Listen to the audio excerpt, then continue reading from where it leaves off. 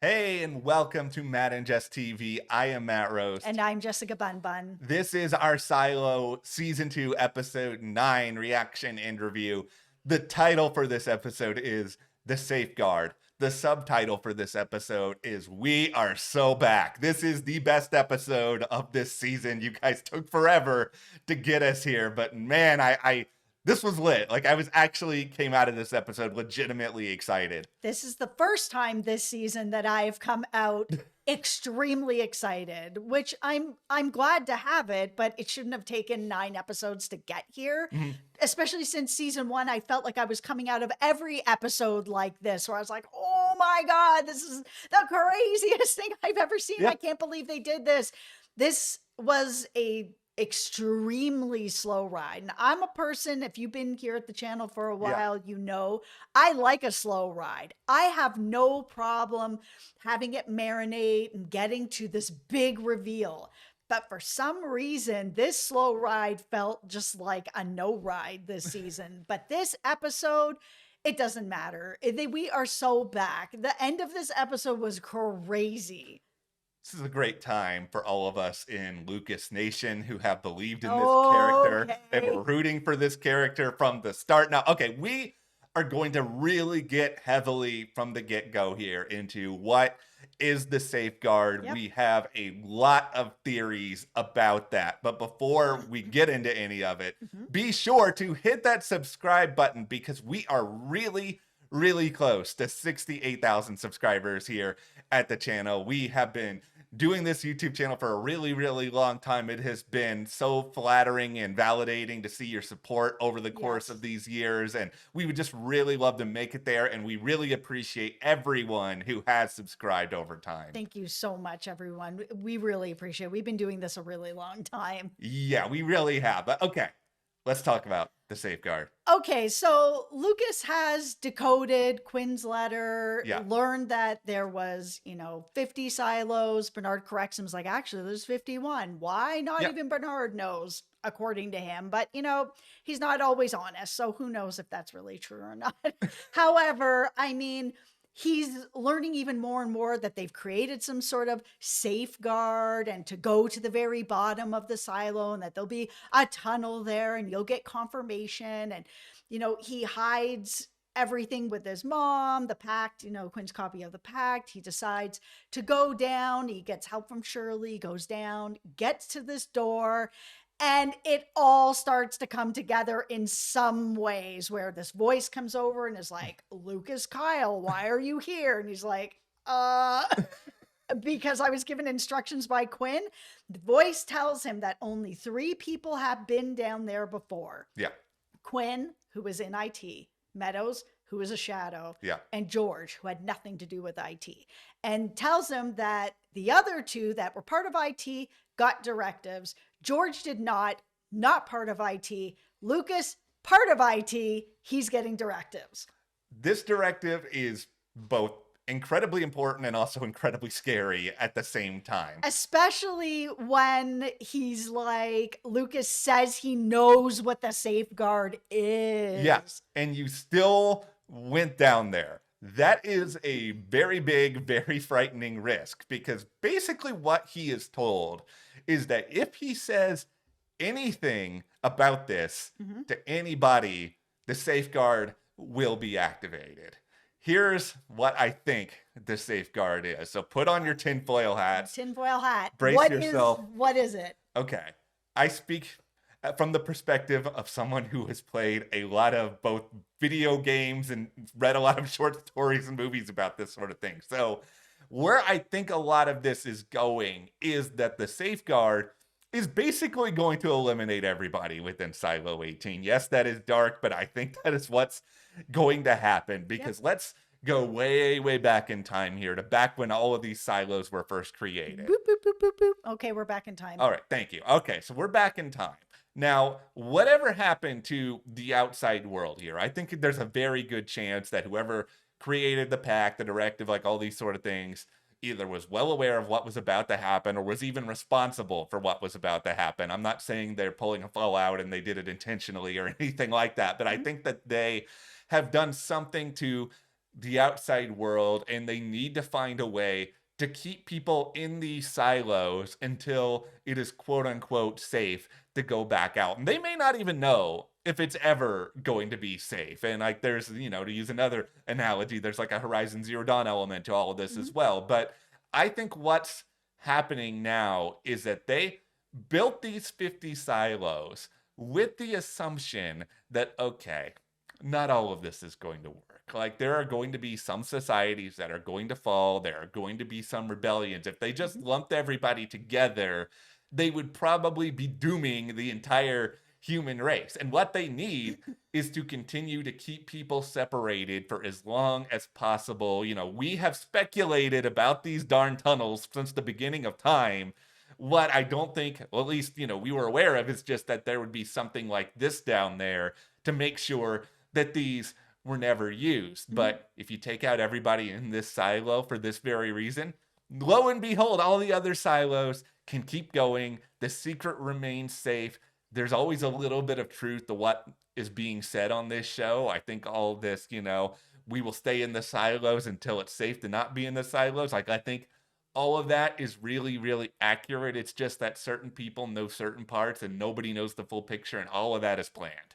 Yeah, and it absolutely explains that, if Meadows is down there and she knows what the safeguard is, and now Yeah. she's just, well, I mean, now she's gone, but obviously she was like, nope, can't be part of IT anymore, can't be Shadow anymore, put me Yeah. anywhere else. I'm just gonna drink and, read, and I don't want to be part of anything anymore. That whatever the safeguard Yeah.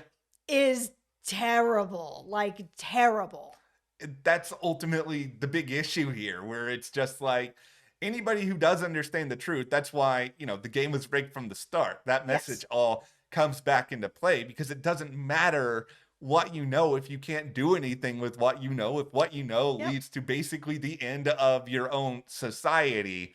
The part that Yeah. makes this crazy is that Lukas already knew apparently about the safeguard, and I don't know if that is because maybe Meadows made a note of it or something after she went down there, because if that note had been there before, why would Meadows still go down there? And why did he go? Is he just willing to risk it because he needed to know for himself if it was real? Yeah, I think curiosity. It's, what they've been trying to stop people from having babies that are the curious people. They Mhm. don't want curious people. And here's Lucas, very curious, which is dangerous to the silo down there, being curious, trying to figure out what's going on. He says he knows what the safeguard is. And, Yeah. we have a theory about what the safeguard is as well. Yeah, it's a lot of this is ultimately tied to Silo 17, where we're seeing all the flooding that's happening over there. Like, there's clearly a lot of water at the bottom of this silo. We've known Right. that from the very, very start. So it feels like that is a potential way in which to get rid of everybody in the silo. And no, it's not immediate, but I think a lot of the people who created all this in the first place sort of know. It's like, okay, it doesn't have to be immediate, because where else are they going to go? They're going to go up, up out of the silo. They're all going to die. They can all just die this way. It will be fine. And I think there's probably more than one way to sort of initiate this safeguard, because we didn't really hear anything about anybody on Silo 17 going down and finding the tunnel. But I think that rebellion got so extreme that I think there's probably some little collection of people whose task is to sort of watch everybody in these silos and know what's going on, so that if they have to trigger the safeguard, they can. And that's why, ultimately George did not get the message, because somebody has to press the button apparently to play the message. It's just not automatic.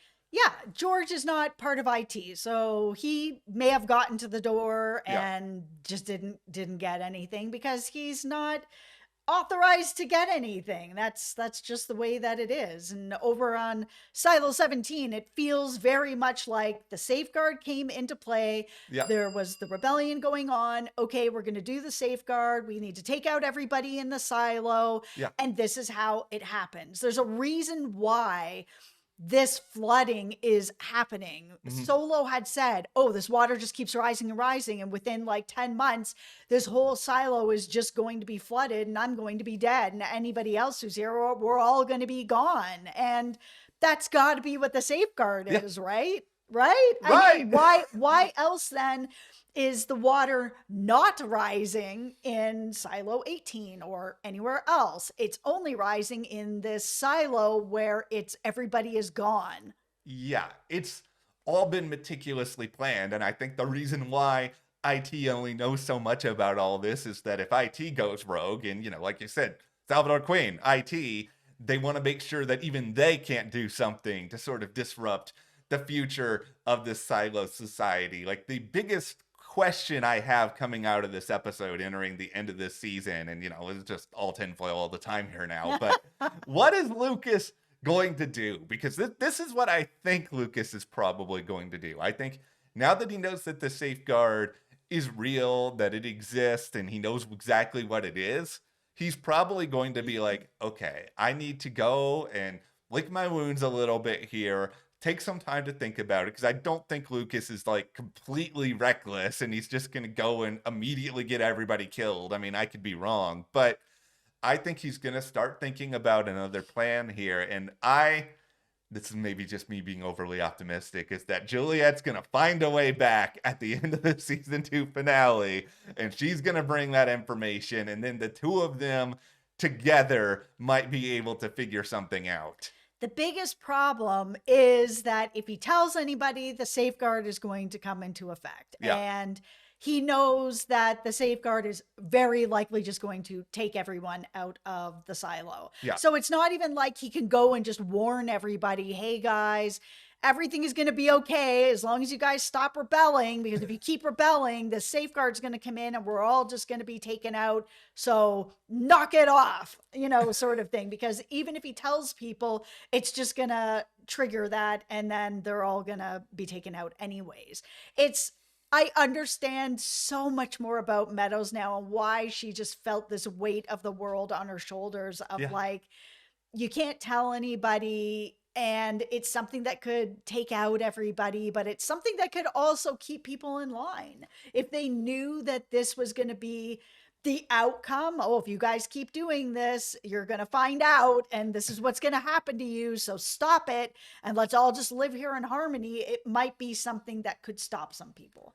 All of this is just so incredibly grim, because it's all so grim. Like, the people who built all this may know that the world is never going to be better for them, but it's like, if you tell people, oh, by the way, you're never going to be able to go on the outside world again, like, that's just such a devastating thing. Then there's the question of like, okay, who's going to be willing to even move forward and keep living in this environment? And so it's just, every aspect of this and every layer of this is so tricky and messy that it's like, their big directive is they just need to have everybody to close their eyes, cover their ears, and like pretend that none of this is happening.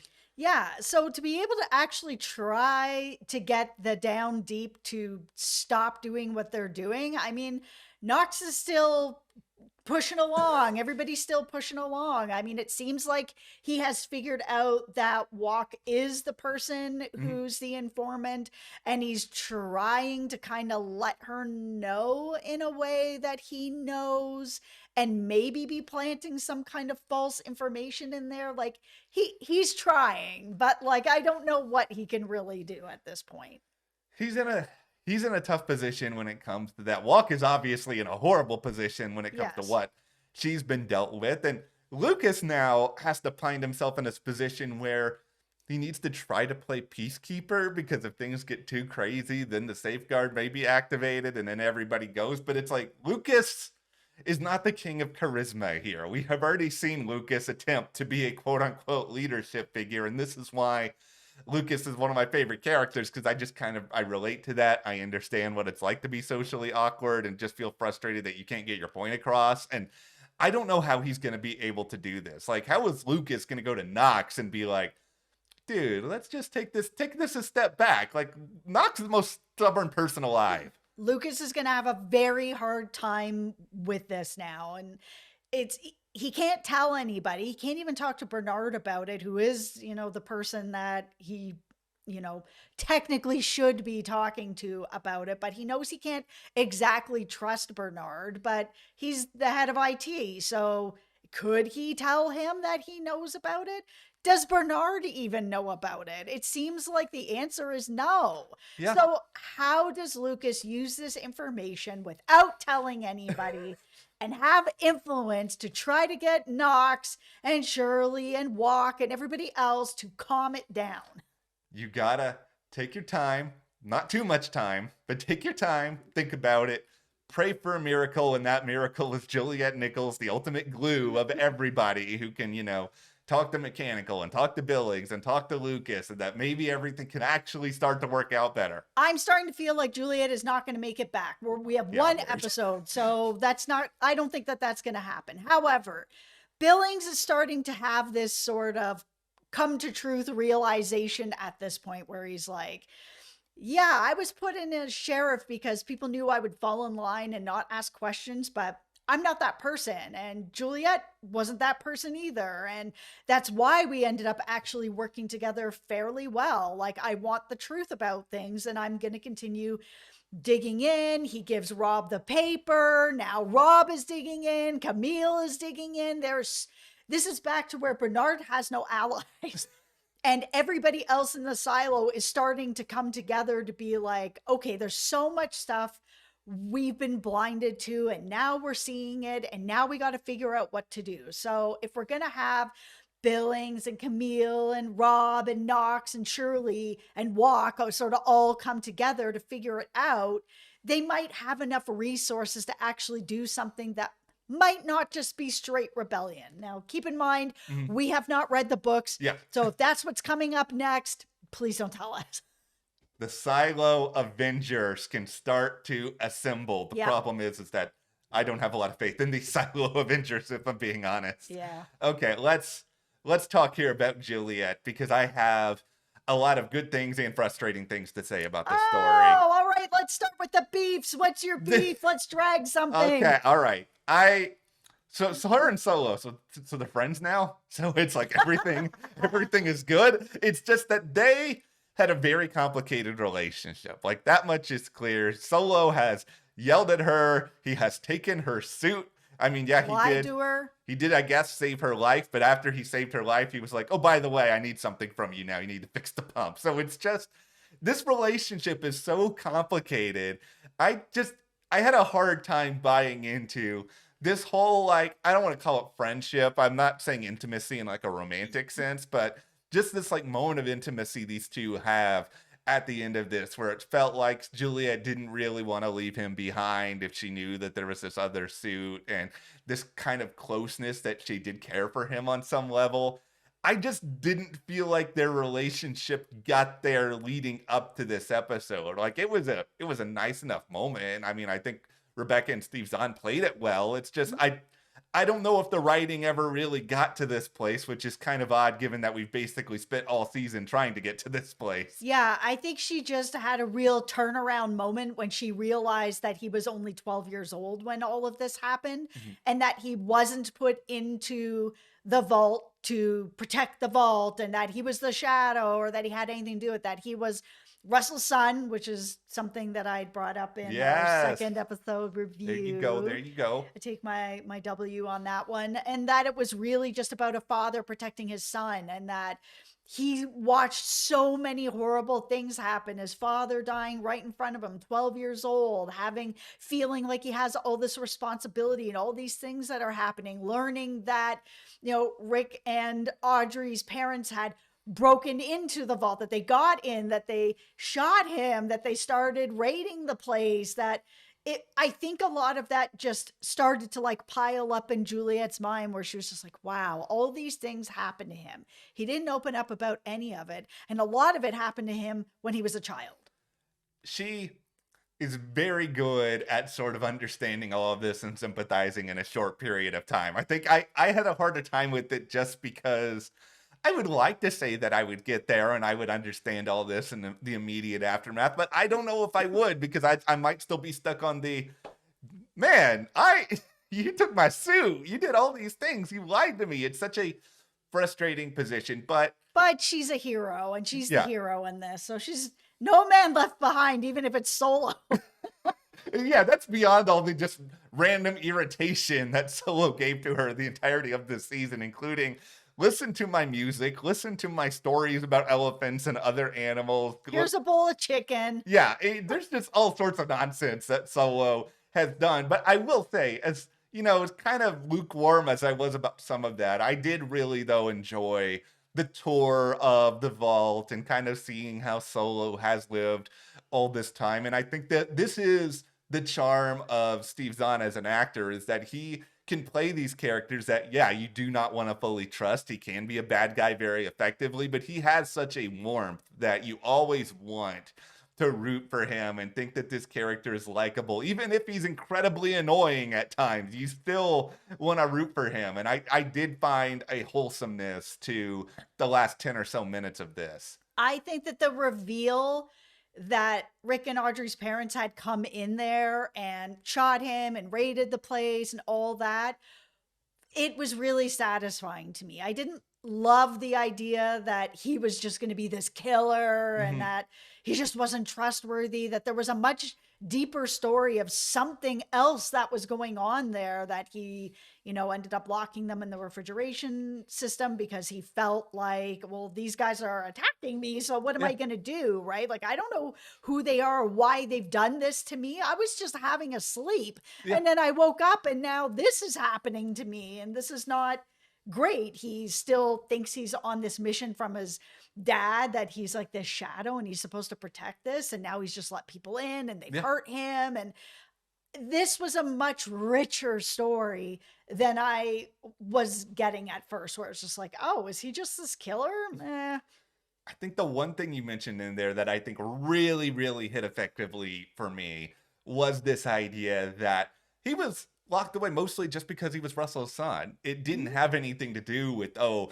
you need to be the shadow or you need to be X, Y, or Z. You need to take on this responsibility. But because he had been there for so long, and when you are a kid, you don't really understand properly the reasoning why people do the things that they do, especially your parents. You don't see your parents as normal people. That he sort of took all this weight on his shoulders. It's like, okay, I need to be Silo Superman now. I need to be Solo. I need to do all of these different things. I think they played up that idea really, really well, especially because Solo himself as a character can be so easily delusional, and understandably so. When you're locked away for that many years, you're going to be a little bit delusional. Well, and he was a kid when all this was happening. So there's a lot of trauma that comes with that. And a lot of times when you're dealing with that, memories do get confused. Things that you think are true are not true. Things you remember, you lock it away in your mind. I mean, a lot of it seemed to come flooding back to him at this point. Things that he just didn't want to think about, couldn't think about. It